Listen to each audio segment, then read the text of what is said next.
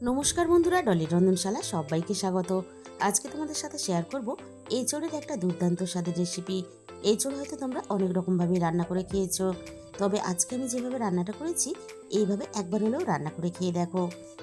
আর এঁচোড় রান্নার জন্য আমি আগে থেকেই এঁচোড়গুলোকে ভালোভাবে কেটে ধুয়ে পরিষ্কার করে নিয়েছি। আর এঁচোড়টা আমি খুব বেশি বড় করে কাটিনি, একটু ছোট করে টুকরো করে কেটে নিয়েছি। আর আজকে আমি রান্নাটা করব মাটন কিমা চর্বি দিয়ে। তাহলে চলো রান্নাটা আমি কিভাবে করেছি এবার সেটা দেখে নেওয়া যাক। প্রথমে আমি এঁচোড়টা সিদ্ধ করার জন্য কড়াইয়ের মধ্যে জল দিয়ে দেবো।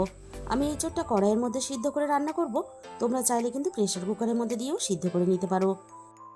এবার আমি জলের মধ্যে 1 ফোঁটা তেল দিয়ে দিলাম। তেলের সাথেই আমি দিয়ে দেব স্বাদ মতো 2 চামচ লবণ। জলের সাথে লবণের পরিমাণটা একটু বেশি লাগে, তাই আমি লবণের পরিমাণটা একটু বেশি দিলাম। এবার আমি দিয়ে দিলাম অল্প একটু হলুদের গুঁড়ো। জলের সাথে অল্প একটু তেল দিলে তাহলে এঁচোড়ের আঠাটা কড়াইয়ের গায়ে লাগবে না। কড়াইটা ধুয়ে পরিষ্কার করার সময় খুব সহজেই এঁচোড়ের আঠাটা কড়াই থেকে উঠে যাবে। লবণ, হলুদ আর তেলটা জলের সাথে নাড়াচাড়া করে মিশিয়ে নিয়ে এবার আমি কেটে রাখা এঁচোড়টা জলের মধ্যে দিয়ে দিলাম সিদ্ধ করার জন্য। এবার আমি এঁচোড়টা নাড়াচাড়া করে বেশ ভালোভাবে মিশিয়ে দেবো জলের সাথে। এবার আমি কড়াইটা ঢাকা দিয়ে এঁচোড়টা ভালোভাবে সিদ্ধ করে নেব। মিনিট 10 মতো আমি কড়াইটা ঢাকা দিয়ে দিয়েছিলাম। এবার আমি কড়াই থেকে ঢাকাটাকে সরিয়ে নিলাম। এবার আমি একটু নাড়াচাড়া করে দেখে নেব এঁচোড় ভালোভাবে সিদ্ধ হয়েছে কিনা। এঁচোড়টা বেশ ভালোভাবে সিদ্ধ হয়ে গেছে, আবার গোটাও আছে। এর থেকে বেশি এঁচোড়টা আমি সিদ্ধ করব না। এবার আমি এঁচোড়টা কড়াই থেকে নামিয়ে জল ঝরিয়ে নেব। আবারও আমি কড়াইটা ভালোভাবে ধুয়ে পরিষ্কার করে গ্যাসের মধ্যে বসিয়ে দিয়েছি। আর দেখতেই পাচ্ছ কতটা সুন্দরভাবে কড়াইটা পরিষ্কার হয়ে গেছে। এবার আমি কড়াইয়ের মধ্যে পরিমাণ মতো সর্ষের তেল দিয়ে তেলটাকে আমি প্রথমে খুব ভালোভাবে গরম করে নেব। আর এই রান্নার জন্য আমি আগে থেকে মাঝারি সাইজের 2টো আলু বেশ বড় বড় টুকরো করে কেটে নিয়েছিলাম। এবার আমি আলুগুলো ভাজার জন্য তেলের মধ্যে দিয়ে দিলাম। আলুর পরিমাণটা আমার প্রয়োজন মতো একটু বেশি ব্যবহার করেছি, তোমরা চাইলে কিন্তু আলুর পরিমাণটা নিজেদের মতন করে ব্যবহার করতে পারো। এবার আমি আলুটাকে নাড়াচাড়া করে একটু সময় নিয়ে বেশ ভালোভাবে ভেজে নেব। আর এঁচোড়ের আলু কিন্তু একটু বড় বড় করে কাটতে হবে, তবেই কিন্তু দেখতেও ভালো লাগবে আর খেতেও ভালো লাগবে। আলুগুলো নাড়াচাড়া করে আমি বেশ ভালোভাবে ভেজে নিয়েছি। আর আলুর গায়ে দেখো একটা সুন্দর ভাজার কালারও চলে এসেছে। এবারে আমি আলুর সাথে সিদ্ধ করা এঁচোড়টাকে দিয়ে দিলাম। এঁচোড়ের সাথে আমি স্বাদ মতো লবণ দিয়ে দিলাম। এই সময় কিন্তু লবণের পরিমাণটা একটু বুঝিয়ে দিতে হবে, কারণ আমরা এঁচোড় সিদ্ধ করার সময় লবণ ব্যবহার করেছি। এবার আমি দিয়ে দিলাম অল্প একটু হলুদের গুঁড়ো। এবার আমি লবণ আর হলুদটা নাড়াচাড়া করে আলু আর এঁচোড়ের সাথে বেশ ভালোভাবে মিশিয়ে দেব। আর তার সাথে সাথে এঁচোড়টাকে আমি বেশ ভালোভাবে আলুর সাথে ভেজে নেব।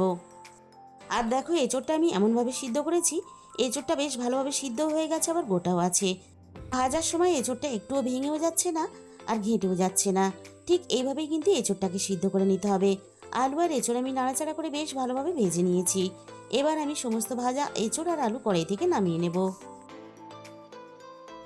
এঁচোড় আর আলুর পরিমাণটা অনেকটাই, তাই আমি একবারে কড়াই থেকে নামিয়ে তোমাদের দেখিয়ে দিলাম। দেখো আমি ভাজা এঁচোড় আর আলু কড়াই থেকে নামিয়ে নিয়েছি।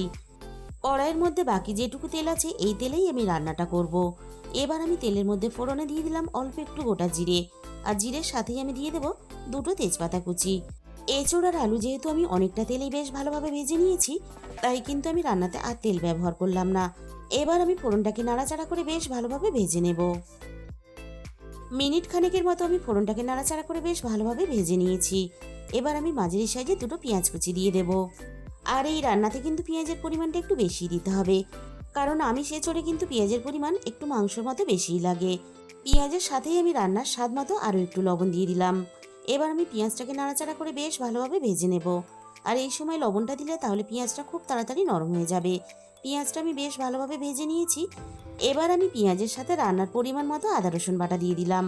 আমি আদা আর রসুনটা একসাথেই বেটে নিয়ে রান্নাতে ব্যবহার করলাম, তোমরা চাইলে কিন্তু আলাদা আলাদা করে বেটেও রান্নাতে ব্যবহার করতে পারো। এবার আমি পেঁয়াজের সাথে আদা রসুনটা নাড়াচাড়া করে একটু কষিয়ে নেব, আদা রসুনের কাঁচা গন্ধটা চলে যাওয়া পর্যন্ত। আদা রসুনটা আমি বেশ ভালোভাবে কষিয়ে নিয়েছি। এবার আমি দিয়ে দিলাম একটা মাঝারি সাইজের টমেটো কুচি। আর টমেটোর সাথেই আমি এবার রান্নার একে একে গুঁড়ো মশলাগুলো দিয়ে দেব। প্রথমে আমি দিয়ে দিলাম 1 চামচ হলুদের গুঁড়ো। আর হলুদের সাথেই আমি 1 চামচ ভর্তি করে ঝালের জন্য লঙ্কার গুঁড়ো দিয়ে দিলাম।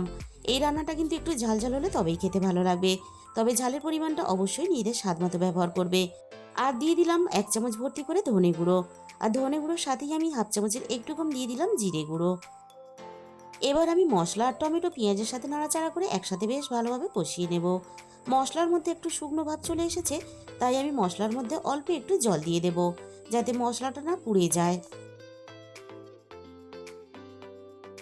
আবারও আমি সবকিছু একসাথে নাড়াচাড়া করে বেশ ভালোভাবে একটু সময় নিয়ে কষিয়ে নেব। আর টমেটোটা রান্নার মধ্যে এরকম একটু লাল পাকা ব্যবহার করবে, তাহলে রান্নার কালারটা সুন্দর আসবে। টমেটোটা আমি খুন্তি দিয়ে একটু নরম করে নিলাম। মিনিট 6-7 মতো আমি মশলাটা বেশ ভালোভাবে কষিয়ে নিয়েছি। এর থেকে আমি আর বেশি কষাবো না। এবার আমি মশলার সাথে কিমা চর্বিটা দিয়ে দেব। এবার আমি মশলার সাথে কিমা চর্বিটা কষিয়ে নেব। কিমা চর্বিটা মশলার সাথে কষিয়ে নিলে তাহলে মাটনের যে একটা নিজস্ব গন্ধ থাকে সেটা কিন্তু আর থাকবে না, আর তার জন্য রান্নাটা খেতেও ভালো লাগবে। সব কিছু একসাথে ভালোভাবে পাক হওয়ার জন্য আমি কড়াইটা একটু ঢাকা দিয়ে দিলাম। মিনিট 5 মতো আমি কড়াইটা ঢাকা দিয়ে দিয়েছিলাম। এবার আমি কড়াই থেকে ঢাকাটাকে সরিয়ে নিলাম। এইভাবে একটু ঢাকা চাপা দিয়ে কষিয়ে নিলে তাহলে মাটনের কিমাটা খুব সুন্দরভাবে নরম হয়ে যাবে। সবকিছু একসাথে নাড়াচাড়া করে আমি মিনিট 6-7 মতো বেশ ভালোভাবে কষিয়ে নিলাম। এবার আমি ভেজে রাখা এঁচোড় আর আলুটাকে দিয়ে দেব।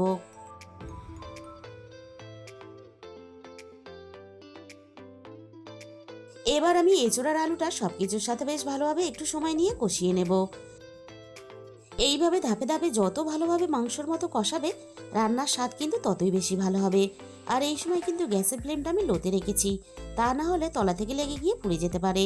মিনিট 5 মতো আমি কষিয়ে নিয়েছি। এবার আমি কড়াইটাকে ঢাকা দিয়ে দিলাম এঁচোড় আর মশলা একসাথে ভালোভাবে পাক হওয়ার জন্য। মিনিট 3-4 মতো আমি কড়াইটা ঢাকা দিয়ে দিয়েছিলাম। এবার আমি কড়াই থেকে ঢাকাটাকে সরিয়ে নিলাম। তলা থেকে লেগে গিয়ে যাতে পুড়ে না যায় তার জন্য আমি মিনিট খানেকের মতো একটু নাড়াচাড়া করে নিলাম। এবার আমি রান্নার মধ্যে পরিমাণ মতো জল দিয়ে দিলাম। আর আমি এখানে উষ্ণ গরম জল ব্যবহার করলাম। উষ্ণ গরম জল ব্যবহার করলে তাহলে রান্নার স্বাদটাও বজায় থাকবে আর তাড়াতাড়ি রান্নাটাও হয়ে যাবে। বন্ধুরা, তোমরা হয়তো চিংড়ি এঁচোড় বা এঁচোড় অন্য কিছু দিয়ে রান্না করে খেয়েছো। একবার এইভাবে মাটন কিমা বা মাটন চর্বি দিয়ে রান্না করে খেয়ে দেখো।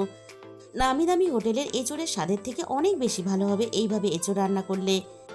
এবার আমি স্বাদের ব্যালেন্সের জন্য অল্প একটু চিনি দিয়ে দিলাম। আর জলের পরিমাণ কিন্তু আমি এখানে একটু বেশি দিলাম, কারণ এই রান্নাটা একটু পাতলা ঝোল হলে তবেই কিন্তু খেতে ভালো লাগবে। তবে তোমরা যখন রান্নাটা করবে তোমরা যে হিসাবে ঝোল রাখতে চাও সেরকম হিসাবে জলটা ব্যবহার করবে। আর তার সাথে সাথে গরম জলটা কিন্তু অবশ্যই ব্যবহার করার চেষ্টা করবে। এবার আমি কড়াইটা ঢাকা দিয়ে ভালোভাবে রান্নাটা করে নেব। মিনিট 15 মতো আমি রান্নাটা করে নিয়েছি। এবার আমি কড়াই থেকে ঢাকাটাকে সরিয়ে নিলাম। এবার আমি দেখে নেব নাড়াচাড়া করে এঁচোড় আলু ভালোভাবে সিদ্ধ হয়েছে কিনা। আলু বেশ ভালোভাবে সিদ্ধ হয়ে গেছে আর তার সাথে সাথে এঁচোড়টা আরও ভালোভাবে নরম হয়ে গেছে। এর থেকে বেশি এঁচোড়টা গলে গেলে তাহলে খেতে ভালো লাগবে না। এবার আমি দিয়ে দিলাম 1 চামচ গরম মশলার গুঁড়ো। আর রান্নাটা এরকম একটু পাতলা ঝোল রেখে করবে। দেখবে এঁচোড় আর আলু সবকিছু সাইডে সরিয়ে রেখে দিয়ে শুধুমাত্র এই ঝোল দিয়ে এক থালা ভাত বা কয়েকখানা রুটি খাওয়া হয়ে যাবে। আর আমি গ্যারেন্টি দিয়ে বলতে পারি খিদের থেকে একটু বেশিই খেয়ে ফেলবে। গরম গরম ভাত বা রুটির সাথে খাওয়ার জন্য এঁচোড়ের রেসিপি কিন্তু আমাদের রেডি হয়ে গেল। তাহলে বন্ধুরা, আজকের এই রেসিপিটা শেষ পর্যন্ত দেখার পরে তোমাদের যদি ভালো লেগে থাকে ভিডিওতে একটা লাইক করে দিও আর কমেন্টের মাধ্যমে জানিও তোমাদের কেমন লাগলো। আর যে সমস্ত নতুন বন্ধুরা এখনো পর্যন্ত আমার চ্যানেলটা সাবস্ক্রাইব করনি, এরকম ঘরোয়া সহজ রেসিপি পেতে আমার চ্যানেলটা সাবস্ক্রাইব করে আমার পাশে থাকার অনুরোধ রইল। আর তার সাথে সাথে পাশে থাকা বেল আইকনটা ক্লিক করে অল করে দিও, তাহলে আমি যখনই কোনো নতুন রেসিপি আপলোড করব সবার আগে তোমার কাছে পৌঁছে যাবে। আর তোমাদের মূল্যবান সময় দিয়ে রেসিপিটা দেখার জন্য তোমাদের সবাইকে অসংখ্য ধন্যবাদ।